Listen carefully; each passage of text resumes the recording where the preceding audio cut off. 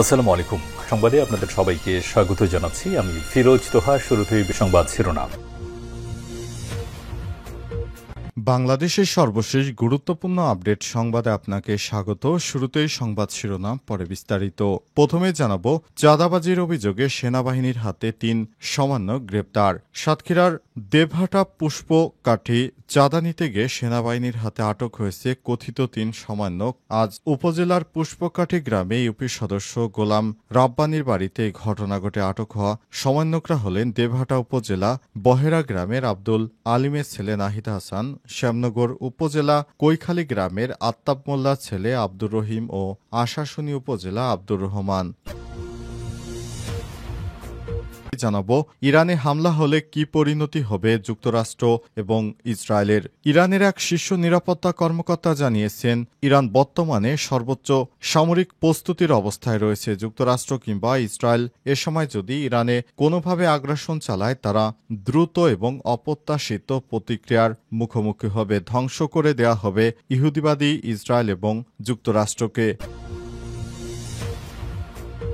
এরপর জানাবো, গেটা থুনবার্গের সঙ্গে কেমন আচরণ করল দখলদার ইসরায়েলি সেনারা। ইসরায়েলি কর্তৃপক্ষ গাজার পথে রওনা হওয়া মানবিক সহায়তা বোটের যাত্রীদের প্রতি অপমানজনক আচরণ করেছে বলে অভিযোগ করেছে ওই বোটে থাকা ফরাসি চিকিৎসক বাতিস্ত আদ্রে। এই বোটে ছিলেন সুইডিশ জলবায়ু আন্দোলন কর্মী গ্রেটা থুনবার্গও। তার সঙ্গে ব্যাপক খারাপ আচরণ করেছে দখলদার ইসরায়েলের সেনারা।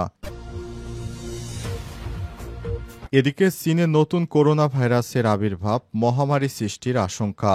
আবারও পুরো বিশ্বে লকডাউন হতে পারে। চীনে শনাক্ত হয়েছে নতুন একটি করোনা ভাইরাস। মাত্র একটি ছোট জেনেটিক পরিবর্তনের দূরত্বে রয়েছে, যা ঘটলেই এটি আরেকটি বৈশ্বিক মহামারী সৃষ্টি করতে পারে। সাম্প্রতিক সতর্ক করেছে বিশেষজ্ঞরা। যুক্তরাষ্ট্রের গবেষকরা আশঙ্কা করেছে, ফেব্রুয়ারিতে চীনে শনাক্ত হওয়া HQ5CoV-2 মানুষের শরীরও সংক্রমণও ঘটাতে পারে। এর ফলে পুরো পৃথিবী জুড়ে আবারও মহামারীর আশঙ্কায় রয়েছে। এবারে জানাবো, ভারতে বিমান বিধ্বস্তের ঘটনায় নিহতদের প্রত্যেকের পরিবারকে ১ কোটি করে রুপি দেবে টাটা গ্রুপ। বিমান দুর্ঘটনায় নিহত প্রত্যেক যাত্রীর পরিবারকে ১ কোটি রুপি করে ক্ষতিপূরণ দেওয়ার কথা জানিয়েছে এয়ার ইন্ডিয়ার মালিক প্রতিষ্ঠান টাটা গ্রুপ। আহতদের চিকিৎসার খরচও বহন করবে প্রতিষ্ঠানটি। আজ টাটা গ্রুপের কর্ণধার জরুরিভাবে এই ঘোষণা দিয়েছেন।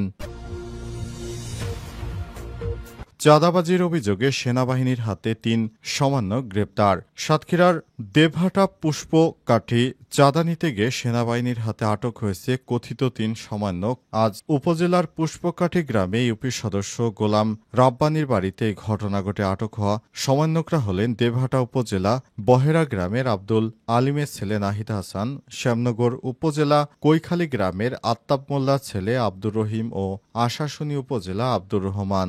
শেখ হাসিনা পালিয়ে যাবার পর অনেকেই নামধারী সমন্বয়ক রয়েছে, যারা দেশজুড়ে চাঁদাবাজি এবং রাহাজানি শুরু করেছে, যেটি কোনোভাবেই কাম্য নয়। অনেকেই ভুয়া সমন্বয়ক হয়ে তারপর দেশজুড়ে চাঁদাবাজি শুরু করেছে, যেটি খুবই ঘৃণার বিষয়। অনেকেই নামধারী সমন্বয়ক, যারা সমন্বয়ক সেজে প্রধান যারা সমন্বয়ক ছিলেন তাদের ভাবমূর্তি নষ্ট করার চেষ্টা করছে। এদের মধ্যে মাঝে মাঝেই ভুয়া সমন্বয়কদেরকে গ্রেপ্তার করছে সেনাবাহিনী। দেখা যাচ্ছে বিভিন্ন জায়গায় সেনাবাহিনী সমন্বয়করা এর আগে তারা অনেকেই আওয়ামী লীগের রাজনীতি বা বিএনপি রাজনীতির সঙ্গে সক্রিয় ছিলেন, তারপরও তারা নিজেদেরকে সমন্বয়ক পরিচয় দিয়ে শিক্ষার্থীদের রাজনৈতিক দল ও ডক্টর ইউনূসকে বিতর্কিত করার জন্য এই ধরনের কর্মকাণ্ড পরিচালিত করছে।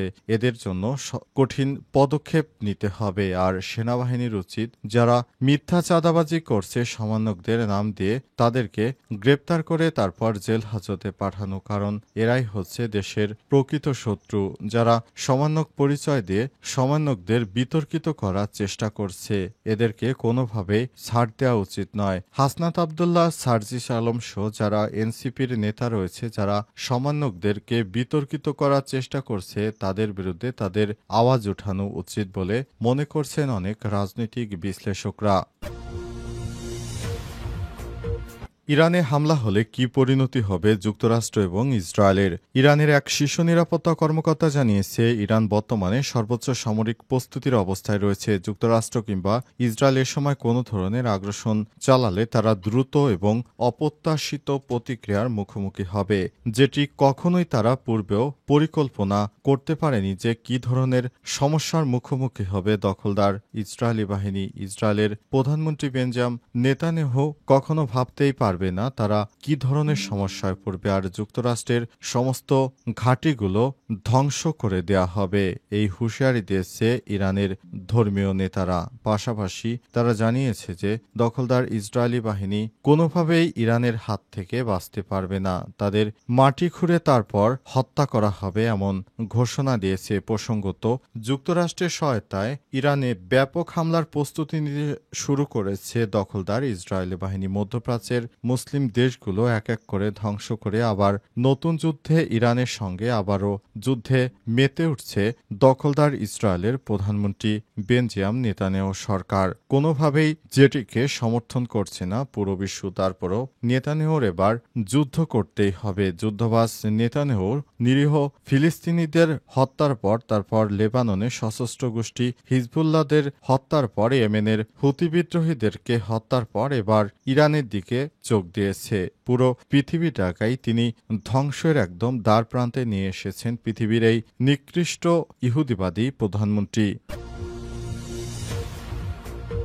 মানবাধিকার কর্মী গ্রেটা থুনবার্গের সঙ্গে কেমন আচরণ করেছে দখলদার ইসরায়েলি সেনারা?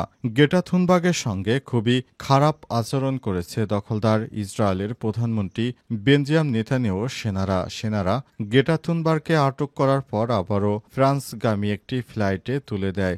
যদিও এই জলবায়ু কর্মী পূর্বে কখনোই তিনি বিমানকে সমর্থন করেন না, কারণ বিমানের মাধ্যমে প্রতিদিন যে পরিমাণ বায়ুমণ্ডল দূষিত হচ্ছে, এর ফলে পুরো বিশ্বের উপরই প্রভাব পড়তে শুরু করেছে। আর সেই গ্রেটা থুনবার্গ দখলদার ইসরায়েলের বিরুদ্ধে প্রতীকী আন্দোলন করতে গিয়েছিলেন এবং নিরীহ ফিলিস্তিনিরা যেন খাদ্যদ্রব্য সহায়তা পায় সে ব্যাপারে নিশ্চিত হতে গিয়েছিলেন। কিন্তু সেই গ্রেটা থুনবার্গের উপরই অমানসিক হামলা এবং আক্রোশ চালিয়েছে ইসরায়েলের সেনারা। পৃথিবীর এই নিকৃষ্ট সেনা সদস্যরা যারা দখলদার ইসরায়েলি বাহিনীর প্রধানমন্ত্রীর নির্দেশে পৃথিবীতে একটি ধ্বংসযজ্ঞ চালিয়ে যাচ্ছে, সেটি কোনোভাবেই কাম্য নয়। নেতানিয়াহুর এই নিকৃষ্ট সেনা সদস্যরা পুরো মুসলিম জাতিকে ধ্বংসের যে নীলনকশা আঁকছে তারই ধারাবাহিকভাবে বর্ণনা করে যাচ্ছে এরা, যেটি পৃথিবীর বুকে নজির সৃষ্টি করছে। ইসরায়েলের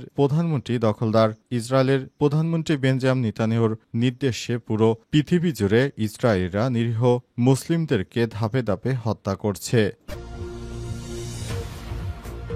চীনের নতুন করোনা ভাইরাস আবারও পৃথিবীতে মহামারী সৃষ্টির আশঙ্কা। চীনে শনাক্ত একটি নতুন করোনা ভাইরাস মাত্র একটি ছোট জেনেটিক পরিবর্তনে দূরত্ব রয়েছে, যা ঘটলেই এটি আরেকটি বৈশ্বিক মহামারী সৃষ্টি করতে পারে বলে সাম্প্রতিক সতর্ক করেছে বিশেষজ্ঞরা। যুক্তরাষ্ট্রের গবেষকরা আশঙ্কা করছেন ফেব্রুয়ারিতে চীনে শনাক্ত হওয়া মানুষের শরীরে সংক্রমণ ঘটাতে পারে এবং এর ফলে ব্যাপক মহামারী দেখা দিতে পারে। খবর দ্য ইন্ডিপেন্ডেন্টের বিজ্ঞানীরা মনে করছেন এই নামের নতুন ভ্যারিয়েন্টটি কোভিড-19 তুলনায় আরও বিস্তৃত পরিসরে প্রাণীদের সংক্রমিত করতে সক্ষম এবং বিভিন্ন প্রজাতির মধ্যে আক্রমণ ছড়াতেও সক্ষমতা বেশি। সাম্প্রতিক নেচার কমিউনিকেশনে প্রকাশিত একটি নতুন গবেষণাপত্রে বিজ্ঞানীরা করোনা ভাইরাসের কম পরিচিত গ্রুপ নিয়ে গবেষণা করেছেন, যার মধ্যে রয়েছে এই মারাত্মক মিডল ইস্ট মাস্কব ভাইরাসটি। ওয়াশিংটন স্টেট ইউনিভার্সিটির গবেষকরা নতুন এই ভাইরাসটি কিভাবে মানবকোষের সঙ্গে প্রতিক্রিয়া করে তা পরীক্ষা করে এক ব্যতিক্রমধর্মী বিষয় লক্ষ্য করেছেন। সেখানে দেখা গিয়েছে সেখানে সাধারণ মানুষের শরীরে এই ভাইরাসটি ব্যাপক হারে বিস্তৃত হতে পারে, যেটি খুবই খারাপ সংকেত পুরো মানব জাতির জন্য। এ অবস্থা চলতে থাকলে মানুষ যে কিভাবে বাঁচবে সেটি বলার আর অপেক্ষা রাখছে না।